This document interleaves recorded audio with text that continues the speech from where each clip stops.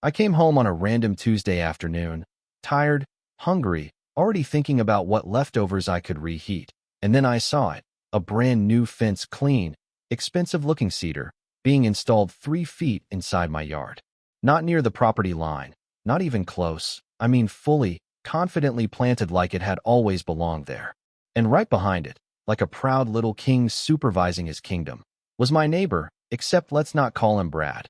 Let's call him Ethan Caldwell, because that name just fits the vibe. Tall, pressed shirt, Bluetooth in his ear, the kind of guy who says circle back in casual conversation.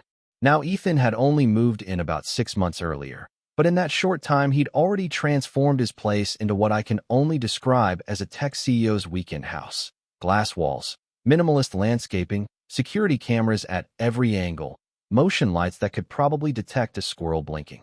It didn't match the neighborhood at all.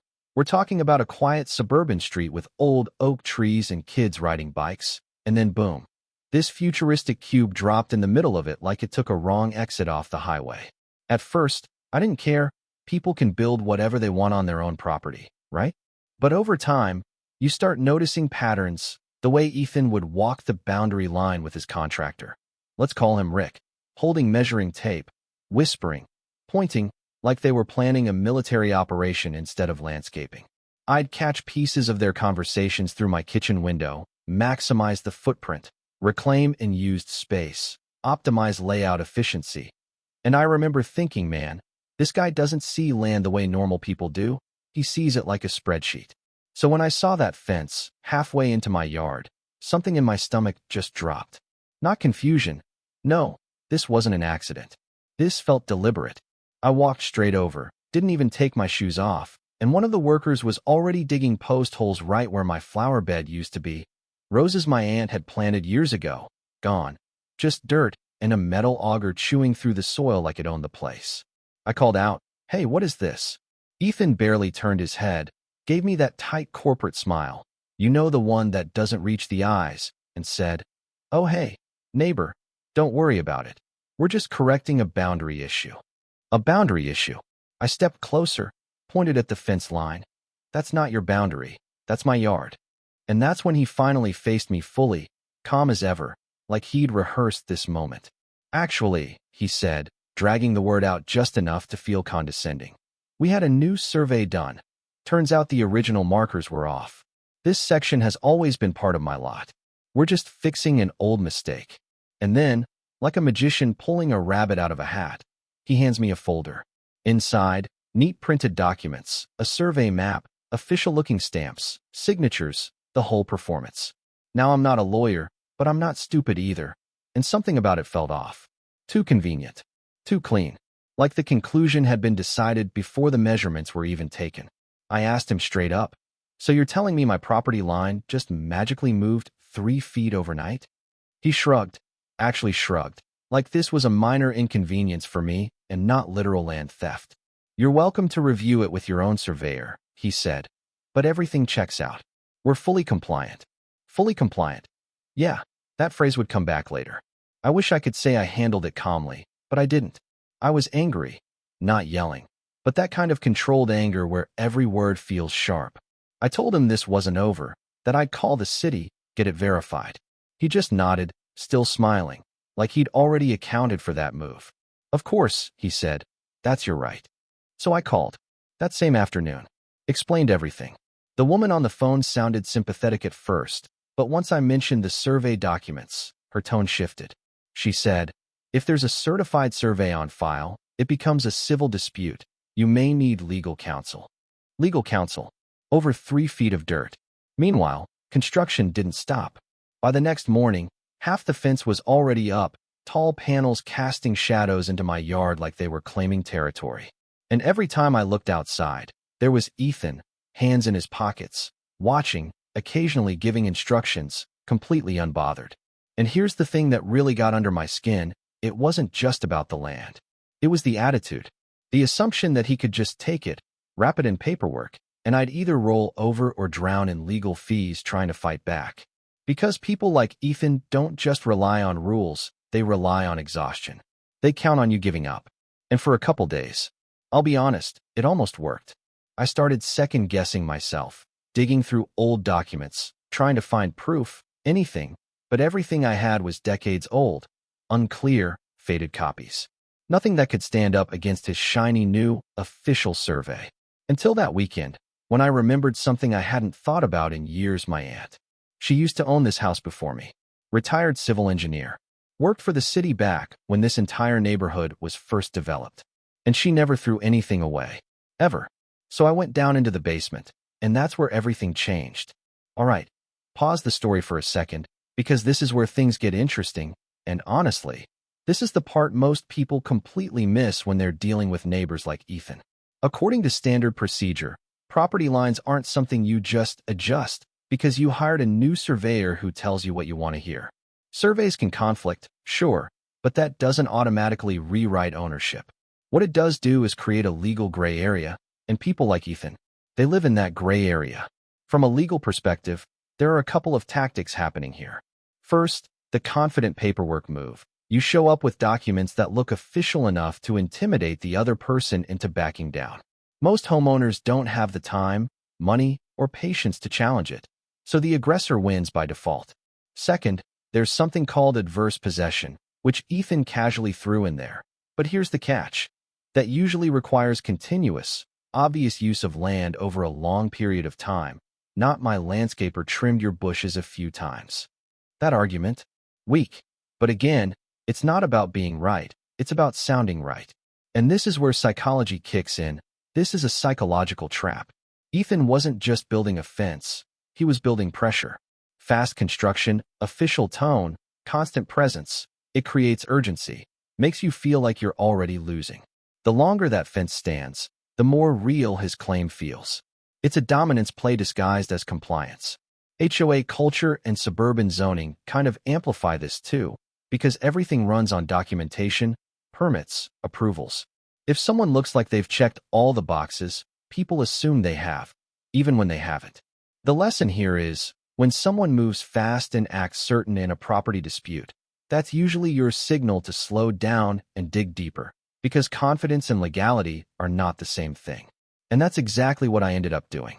So, I'm down in the basement, surrounded by boxes that smell like dust and time, flipping through folders labeled in my aunt's handwriting, zoning 1984, utility maps, subdivision plans, and at first, it's just noise, paper after paper that doesn't mean much to me, until I find this one tube, tucked behind an old filing cabinet.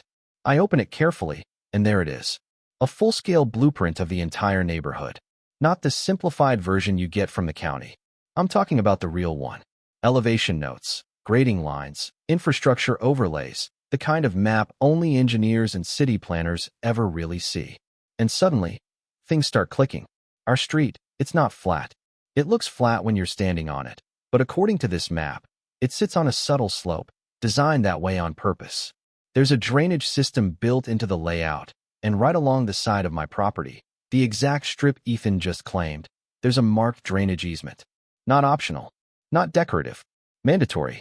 I leaned in closer, tracing the line with my finger, and then I saw the notes written beside it. No permanent structures. Maintain clear runoff path. Minimum setback required. And I just sat there for a second, processing it, because if this was right, if this map was still legally binding, then Ethan didn't just build a fence on my land, he built it on protected infrastructure. And it got worse. I pulled out more documents, cross-referenced everything, and realized his entire renovation spree. The oversized deck, the garage extension, even parts of his landscaping, they were all pushing into restricted zones tied to that drainage system. Which means, best case scenario, he made a mistake. Worst case, he ignored the rules on purpose, thinking no one would notice. Either way, I finally had something real. So Sunday became investigation day. No breaks, no distractions. I went outside with a measuring tape, took photos from every angle, documented where the fence sat in relation to the easement line. I compared elevation notes, checked where water would naturally flow, and here's the kicker. There were already subtle signs of pooling water near the back of his property. Nothing dramatic, but enough to show disruption. I organized everything, photos, copies of the blueprint, notes from my aunt's files, and Monday morning, I made 3 calls. Not to a lawyer, not yet. I called the city engineering department. I called the local flood control authority, and I called environmental compliance. Because if there's one thing you don't mess with, it's drainage infrastructure. By 9:30 a.m., things were already moving, faster than I expected. And by noon, it turned into something else entirely. City trucks pulled up first, then another vehicle with county markings, then a third. Inspectors stepped out, clipboards, tablets, that serious look people get when they already suspect something's wrong. And Ethan? He walked out of his house like he still had control of the situation. Calm, composed, but I could tell, just slightly, there was tension in his shoulders now. One of the inspectors asked him a few questions. He started explaining, again with the survey, the compliance, the we've done everything by the book. They didn't argue. They just kept looking around, measuring, taking photos, checking elevations. And then one of them walked straight to the fence line, paused, looked back at another inspector, and just shook his head. That's when the tone changed. Within an hour, the construction crew was told to stop. Immediately. No more digging, no more installation. Just done. Ethan tried to push back. I could hear it from my yard. There must be some misunderstanding. We have documentation. This was approved. Didn't matter. Because now we weren't talking about a boundary dispute anymore. We were talking about violation of municipal drainage regulations. And that's a whole different game.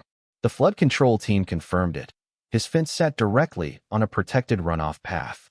His deck extended into a required setback zone. The garage expansion, partially blocking natural water flow that the entire street depended on. And remember that minor pooling I noticed? Yeah, they noticed it too. Documented it. Logged it as early stage impact. From a legal standpoint, that's like lighting a fuse. By the end of the inspection, they issued multiple violation notices. Not warnings, actual violations. The kind that come with deadlines, fines, and mandatory corrective action. And then came the part one don't think Ethan ever saw coming. They told him portions of his property would need to be removed. Not adjusted. Not modified. Removed. The fence, gone. The deck, gone. Part of the garage, cut back to meet setback requirements. You could see it hit him in real time. That shift from confidence to calculation, like he was trying to mentally negotiate his way out of something that doesn't negotiate. He started making calls. Lawyers, probably. Tried to delay, tried to question the findings. But municipal code? Especially when it involves water flow and flood risk. It's not flexible. Over the next few weeks, everything unraveled. Permits were reviewed. Turns out, several of his upgrades had either been approved under incomplete information or not approved at all. Insurance refused to cover the damages. Unpermitted work isn't protected. And the cost? Between demolition, redesign, compliance fixes, it climbed fast. 6 figures, and then some. I heard later it was somewhere around $250,000, maybe more. And the house. That perfect, modern showpiece he'd built his identity around? It wasn't so perfect anymore. Half-finished corrections, visible changes, compliance markers, the illusion was gone. A few months after that, the for sale sign went up. He sold it below what he paid. Took the loss. Moved out quietly. No goodbye, no explanation. Just gone. And me? The city came back one last time, did an official resurvey of my property, installed permanent concrete markers along the boundary. Real ones this time. Clear. Undeniable. Final. And every time I look at that line now, I think about how this whole thing started. 3 feet. Just 3 feet. So, what do you actually take away from something like this, right? Because on the surface, it sounds like a revenge story. Neighbor tries to take land, gets hit with consequences, karma does its thing, end of story. But honestly, it's not that simple. The lesson here is, this was never really about 3 feet of land. That was just the trigger. What this was really about was control, perception, and how far someone is willing to push when they think the system is something they can outmaneuver. Because here's the uncomfortable truth. Ethan almost got away with it. If I hadn't gone digging, if I hadn't found those old plans, if I had just trusted the process and backed off, that fence would still be there. And over time, it would have become the new reality. People would have forgotten where the original line even was. That's how these things happen. Not through force, but through persistence and paperwork. From a legal perspective, property disputes aren't always about who's right. They're about who's prepared. Documentation beats memory. Records beat assumptions. And the system, HOA, city, county, It doesn't step in until you give it a reason to. It reacts. It doesn't protect you preemptively. And on the psychological side, this is something a lot of people don't want to admit, but confidence is incredibly persuasive. When someone speaks like they own the situation, when they move fast, act certain, and surround their actions with official-looking validation, it creates pressure. You start questioning yourself. You hesitate. That hesitation, that's the window they use. This is a psychological trap, and it works more often than you'd think. Not because people are naive, but because they're busy, they're tired, they don't want conflict. And that brings me to something important. This wasn't about winning. I didn't set out to destroy his house. I didn't even know that was possible. All I wanted was my property line respected. That's it. Everything that happened after that. That was the system correcting something that should have never been pushed that far in the first place. But here's where it gets a little deeper. Because if you look at it from Ethan's perspective, this wasn't random. People like that are used to optimizing everything. Space, money, opportunity. In his world, if there's unused potential, you take it. You leverage it. You turn it into value. The problem is that mindset doesn't always translate to real life. Especially not in a neighborhood where boundaries aren't just legal, they're social. There's trust, respect, coexistence, things you can't measure on a spreadsheet. And when you ignore that, when you treat people like obstacles instead of neighbors, well, sometimes the system pushes back. Hard. So if you're watching this and thinking, what would I do in that situation? Here's the real answer. Slow down. Verify everything. Don't get intimidated by confidence or paperwork that you didn't ask for. Ask questions. Document your side. And if something feels off, it probably is. Because at the end of the day, it wasn't the fence that cost him everything. It was the assumption that no one would challenge it. And that's the part one keep thinking about. What would have happened if I hadn't? Let me know what you think. Would you have fought it, or just let it go?